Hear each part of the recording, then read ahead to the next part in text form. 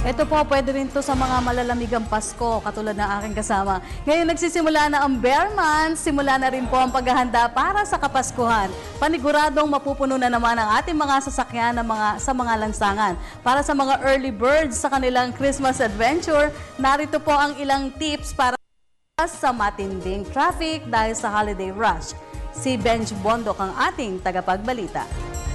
Pagpasok pa lang ng Bear Months, ramdam na ang simoy ng Pasko.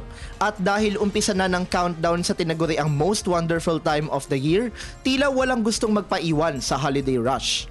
Kasabay ng pagbuhos ng masasayang pagbati, masasarap na pagkain at magagandang regalo, bumubuhos din ang dami ng mga sasakyan sa lansangan. Kaya naman para iwas diyahe ang biyahe ngayong Kapaskuhan, makabubuting ito'y paghandaan. Tulad ng isa sa mga regalo ng tatlong haring mago noong unang Pasko, ang oras ay ginto. Umalis ng maaga. Kung alas 8 ang usapan, alas 7 pa lang dapat on the way ka na. Tandaan, kung matindi ang traffic sa normal na araw, doble ang tindi nito kapag panahon ng Kapaskuhan. Ang mas maagang pagdating, mas mahabang panahon para sa okasyon at higit sa lahat, respeto sa oras ng iba. Mainam na magbiyahe simula alas 9:30 ng umaga. Nag-uumpisa kasi ang rush hour mula alas 6:30 hanggang alas 9:25. Sa oras na ito, marami na ang nasa kanilang mga destinasyon kaya mas maluwag na ang kalsada. Iwasang sumakay ng taxi o bus ng umaga. Lifted na ang truck ban ng ganitong oras kaya on the go na ang mga truck na isa sa mga nagpapasikip ng trapiko. Kalma lang din sa pagmamaneho pagsapit ng alas 10 ng gabi hanggang alas 4 ng umaga dahil hari na naman sila sa oras na ito.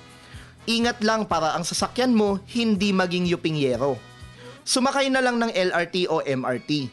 Mas mabuti nang maipit sa dami ng tao dahil umuusad naman ito kumpara sa walang galawang senaryo sa kalye dulot ng mala-sandwich na trapiko. Bukod sa makababawas ka sa dami ng sasakyan sa daan, makatutulong ka pa sa kalikasan. Higit sa lahat, maging alisto. Alamin ang mga lugar na dapat iwasan at humanap ng mga alternatibong ruta. Ngunit kung talagang walang takas sa mala-mistletoe na trapiko, konting lamig ng ulo at pasensya na lang kaibigan.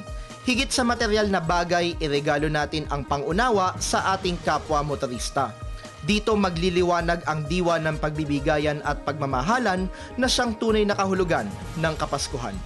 Para sa Telebisyon ng Bayan, Benj Bondok.